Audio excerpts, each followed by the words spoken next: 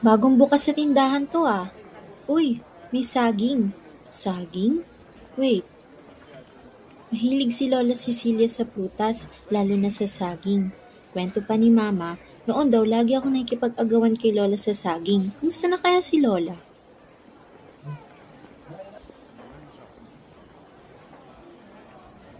Napabili tuloy ako ng saging. Makamusta nga mamaya si Lola?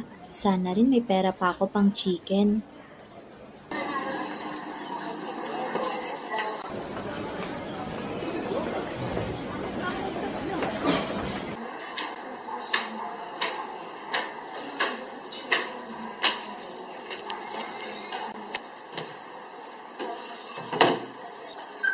Ang bantay ni Lola sa bahay tumatawag. Tatawag pa lang ako, naunahan na. Hello po, Ate Nena? Napatawag ko kayo. May nangyari ba? Hello, Ana? Ang lola mo, lumalala na ang sakit niya. Matagal ko na sana gustong sabihin sa'yo. Pero hindi ko alam kung paano. Wala na siyang ganang kumain. At bihira na rin siyang magsalita. Sinubukan namin siyang dalhin sa ospital, pero ayaw niya talaga. Hindi niya kayang iwan ang bahay.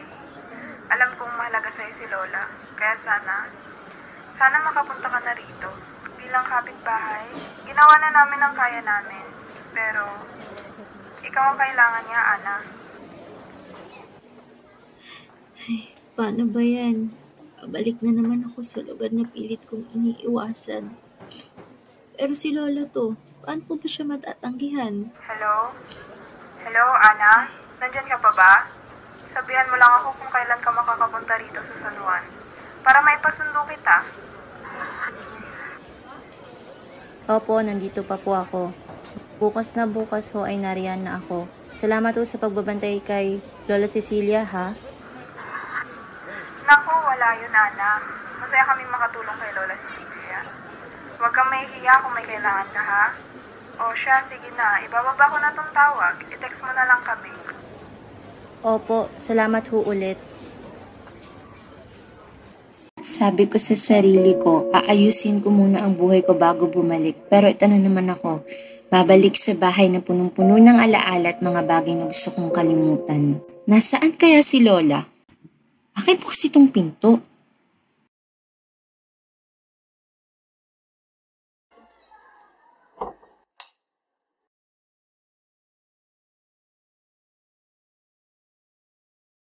Huh? Family picture ba namin itong katabi ng family picture ni Lola Cecilia? Family picture nga namin ito, kuha pa noong junior high school ako. Same month rin ito, noong gumala ako kasama sila, ang huling gala na kumpleto pa kami.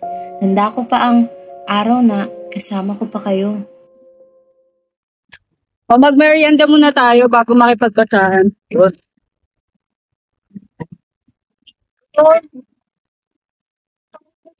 Kailangan mo? Basta wag mo muna masyado bigyan ng maraming pagkain yan, ha? Okay lang yan. Yearly naman natin ginaganap ang wata-wata. Basta walang sisiyang pag inumihan.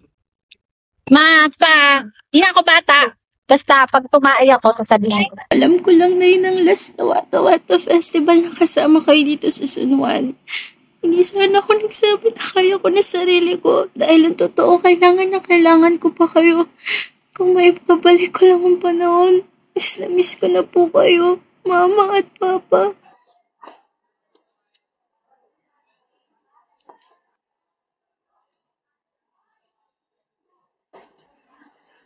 Lola Cecilia?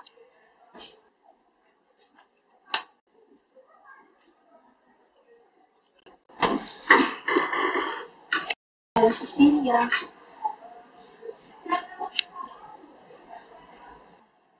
Ako po ito, si Annalyn. Sobrang nangihina na si Lola Cecilia, baka sa mukha niyang lungkot sa pagkawala ng aking mga magulang sa isang insidente. Sana lang ay maging maayos na ang lahat. Diyos ko, nasasaktan ako. Umabaon ang kuko ni Lola sa pulsuhan ko. Ano ba nangyayari kay Lola Cecilia? Tatakot ako. Dito po ako, kararating ko lang. Lola?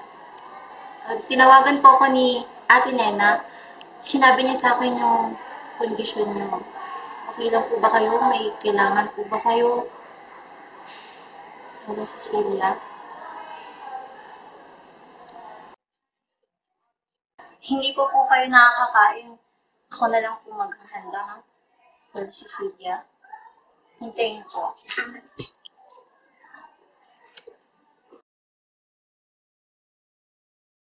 Bago na naman ito sa paningin ko. Siguro isa pang tulugan. Ewan, makagawa na nga. Doon ko na lang kaya ilagay ang gamit na ito. Sige, doon na lang. Mukha naman may paglalagyan ako nitong box kaysa itambak sa sala. Wala nang space rito para sa bitbit kong kahon. Saan ko ba ito pwedeng ilagay? Ayun, meron pa. Ay, nako. Kanina ko pa hinahanap itong map tsaka timba eh. Hindi ako makapagpunas sa sahig, kakahanap dito. Ay! Ha? Duyan ba ito? Ano yung parang bagay na nasa loob nito?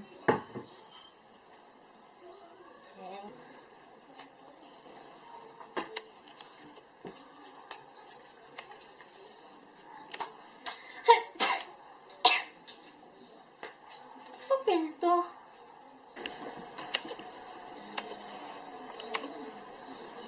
Mahal kong pamilya, pinapaabot ko ang aking labis sa pagmamahal sa inyo. Lalo na ngayon, na ang panahon ay tila hindi na natin hawak. Kailangan kong iwan ang ating tahanan at sumama kay Andres Bonifacio kasama ang mga katipunero sa ating lugar. Anastasio, saan ka ba doon? Alam kong mabigat ito sa iyong damdamin at ganoon din sa akin.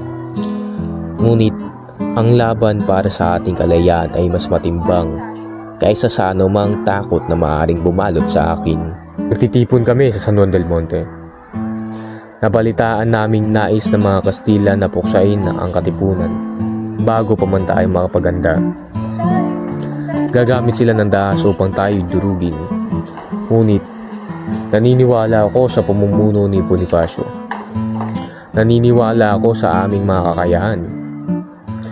Oras na para ipaglaban ang ating karapatan. Sa aking pag-alis, nais kong ipagbili ng isang kayamanan kung sakaling hindi ako makabalik. Kayamanan. Ito ba to? O baka prank? Pero, umama na siya eh. Kayamanan talaga dito. Saan? Saan ko hahanapin? Saan ko hahanapin to?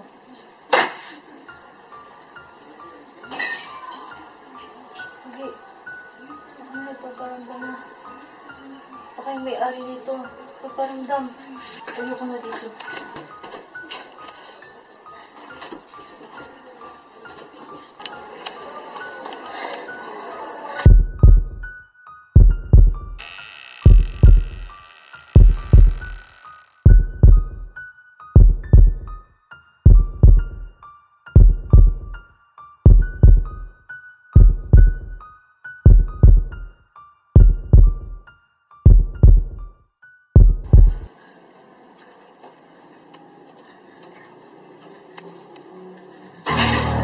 Lola Cecilia?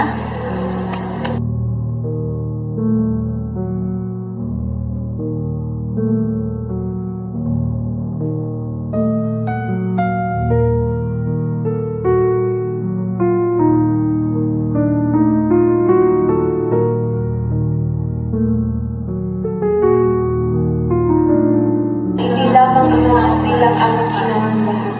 Ang malita lang lang papabukuhan ng magiging Kastila. Mga taong piniliyakan ng sarili kapagmagawa. Mga balita na ilang papapilipino at nagiging Kastila. Mga taong piniliyakan ng sarili kapagmagawa. Hawit ng ating kalihan. Ang kayamanan ng susi ng ating Kastila. Lola Cecilia! La! Ano yung sinasabi niyo? Ano yung kayamanan? Hindi ko alam yun, Lola. Baka nandito lang din. Baka may nilagay dito si Lola Cecilia.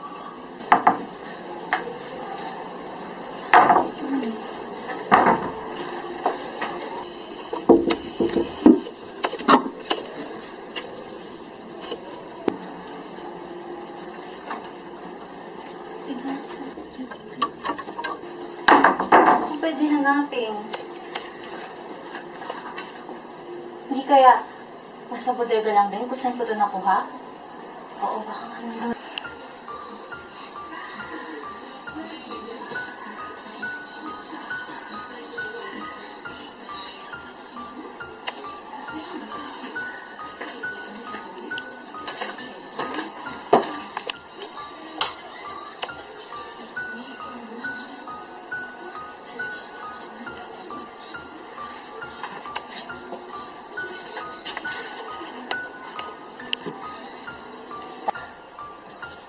May isa pa palang makeup.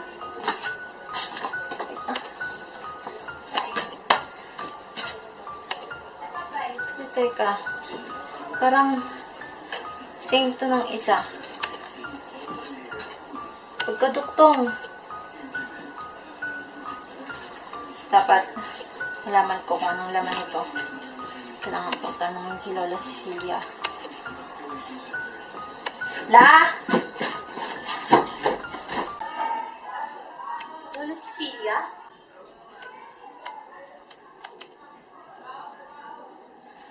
La! Ano kayo nandito? Kailangan po ba kayo? Dito po, umupo muna kayo sa higaan nyo.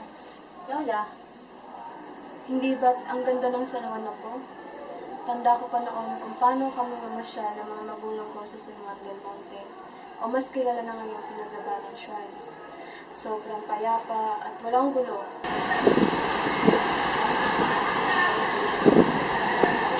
Cecilia, anak, tandaan mo ang lugar na ito. Ito ay mahalaga sa ating kasaysayan at sa panahong darating. Dito natin may papakita ang ating laban para sa kalayaan. Ama, bakit po mahalaga ito? Ano pong laban na tinutukoy ninyo? Anak, alam mo naman ang mga kayang gawin ng mga Kastila sa ating bansa. Hindi malabong makita nila ang bayan na ito. Marahil ang punto ng iyong ama na magiging simbolo ng ating pakikibaka at pagmamahal sa bayan itong San Juan del Monte. Halika kayo. Magtungo tayo sa deposito. Ilalarawan ko sa inyo ang nais kong sabihin. Nakikita mo ba ang tubig na yan? Yan ang El Deposito. Napakalaga niyan para sa ating bayan. Dahil sa kakulangan ng tubig sa maraming lugar, isinaayos iyan sa pagpuno ng mga Kastila. Para na rin magkaroon tayo ng maayos na imbakan ng tubig. Isa sa mga propaganda ng mga Kastila para tayo ay tuluyang sakupin. Na, para po saan ang tubig na ito? Hindi po ba para lamang sa atin? Anak, makinig ka. Ang ilog na ito ay hindi lamang para sa atin. Maraming tao ang nakikinabang dito. Galing pa ito sa ilog ng San Mateo at dadaan patungo sa iba pang karatig ng Maynila. Sobrang layo po pala ng ilog na pinagkukuhaan ng El Deposito. Oo, anak. Tayong mga Pilipino ang mas may karapatan sa imbakan na ito. Dahil tayo naman talaga ang tunay na nagmamay-ari nito. Tama ang iyong ina, Cecilia. Kung tuluyang masakop ng mga Kastila ang buong Pilipinas. Ito na marahil ang magiging mitya ng ating kasaysayan. Ano na lang ang magiging kinabukasan nyo? Ho? Mawawalan tayo ng karapatan dito? Anak, hindi lang tungkol sa tubig ang pinag-uusapan natin dito. Gaya ng sabi ko, ito ay tungkol sa ating karapatan, ating lupa at ang ating kalayaan. Kung sakaling dumating ang araw na kinatatakutan natin, tiyak na kinakailangan natin itong pagtanggol. Balang araw, kapag dumating ang panahon nang hindi na natin hawak ang lugar na ito. Sana, Cecilia, tandaan mo ang araw na ito. Ito ang lugar na maaaring maging sentro ng isang malaking laban. Isang laban para sa karapatan natin mamuhay ng may kalayaan. Subalit, ninakaw ng mga Kastila ang payapang buhay natin noon. Lalo na ang lolo mo sa tuhod na si Anastasio Natividad. May dumating na opisyales sa bahay namin makalipas sa 3 araw.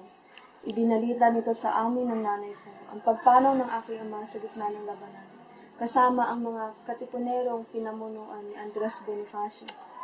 Natalo ang hukbong kinabibilangan ni Itay dahil malakas ang puwersa noon ng mga Kastila. Sobrang lungkot namin ng nanay ko na malamang bukod sa pagsasakripisyo na ginawa ng aking ama, sa bayan ay hindi nila ito na isama Sa mga nabanggit na nakidigma laban sa mga Kastila, ay kwento ko lang ito dahil bigla akong naalala ang ito. Nang bumalik ka rito sa Sanon, ang pagtatanong mo sa akin ay katulad ng pag-alala niya sa akin. Ano? Regalo ko sa'yo.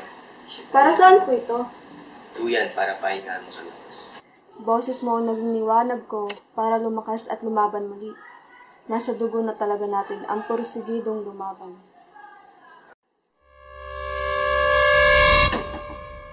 Ano yun?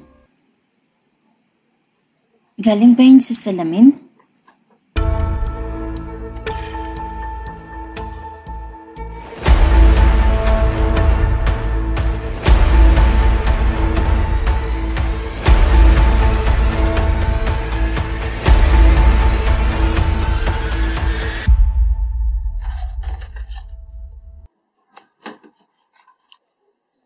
Opisyal na dokumento galing sa punong general na si Ramon Bernardo? Oh, dito po pala kayo. Gusto niyo po ba pumasok? Bakit ka na dito pala? Matagal na kasi walang nakatira sa bahay niyo. Nakita ko parang may tao, kaya bumisita ako. Matagal? Eh, sinasabi niyo matagal. Di ba nga, napupunta niyo ako rito para alagaan sila ni Cecilia? Pinapapunta. Tatlong taon na simula nung pinapunta ka rito, Ana. Eh, sinasabi mo. Sinasabi mo ba na gawa-gawa ka ng istorya? Hindi. Ano, minahon ka muna? Hindi. Minahon ka, Ana. Hindi. Totoo sinasabi ko. Hello, Ana? Pasensya na ulit kung naistorbo kita. Alam kong abala ka dyan sa pag-aaral mo. Pero si Lola Cecilia, bedridden na naman siya ngayon eh. Hindi na niya kayang bumangon mag-isa, tapos ayaw na rin niyang kumain. Kanina pa ako nag-aalala kasi parang mas nangihina siya. Akala ko okay na. Akala ko magaling na si Lola. Nakakapag-usap na nga kami. Tapos ganito, paano ko babawi? Hello? Nandyan ka pa? Alam ko, anak, na busy ka, pero baka pwede kang umuwi kahit sandali. Lagi ka kasi niyang hinahanap at mas nagiging maaliwalas kapag nandito ka. Alam mo, di ba? Ganyan siya. Hindi siya tumatayo. Lagi lang siya nandyan. Inaayos ko yung higaan niya kasi wala na akong mag-aayos sa kanina eh. Hindi siya patay. Dito siya oh. Ikaw yung nagsisinungaling. Totoo. Kasalanan ko yun. Dahil nakalimutan ko kung ano ba talaga yung purpose bakit ako pumunta sa bahay. Dahil na nag-hallucination ako, nakalimutan ko na ito. May mga liham po ako nakita sa loob ng bahay. Babasahin ko ulit yung panghuli. Galing ito kay Lola Anastasia. May iniwan akong dokumento na nagpapatunay na ako ay bahagi ng katipunan. Huwag niyo itong ilantad hanggat hindi pa panahon, ngunit gamitin ito upang ipakita sa mundo na ang inyong lolo, ama at asawa ay lumaban para sa kalayaan. Huwag kayong mawalan ng pag-asa. Mahal ko kayong lahat. Ang iniwang bakas ko sa digmaang ito ay naway magbigay sa inyo ng tapang at inspirasyon. Ako si Anastasia Natividad, nagmamahal sa bayan na kasintindi ng pagmamahal ko sa inyo. Ngayon, natuklasan ko na ang dokumentong yun yung nakita ko sa likod ng salamin. Hindi po pala yun alahas o ginto. Akala ko talaga yayaman na ako. Ito yung nakita ko dun eh. Dokumento na sinasabi nyo. Kasaad po dito na kayo, Lolo Anastasio, ay sumama kay Andres Bonifacio. Bala kong ibigay ito sa Museo ng Katipunan para makita nila na isa ho kayo sa mga magigiting nating dirigma noon. Isa po pala, kita ko ito ang magagamit ko ho ito. Alam kong galing din ho ito sa inyo, Lolo Anastasio. Humihingi po ako ng tawad dahil nakalimutan ko po yung mga ganong bagay. Dahil nasa kalungkutan,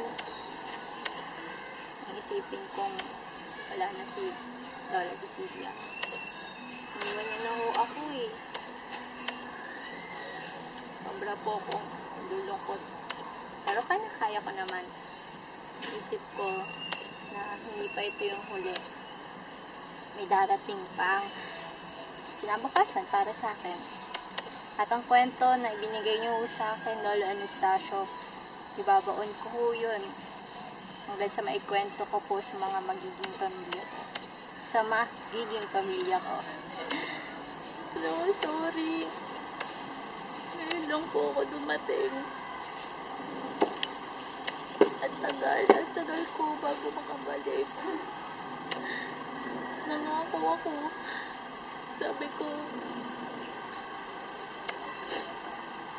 Sabi ko ako nang bahala. Pero hindi nangyari. Naiwan ako ni Lola.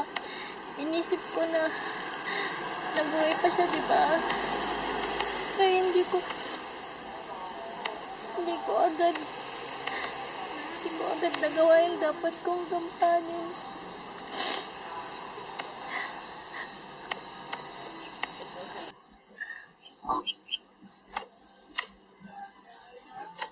Salamat. Hindi ba't siya ang asawa ni Lola Cecilia? Akala ko wala na ang lolo base sa kwento ni Lola Cecilia noon. Lola Alfredo? Lo? Lola Alfredo? Lo, dali lang. Lo!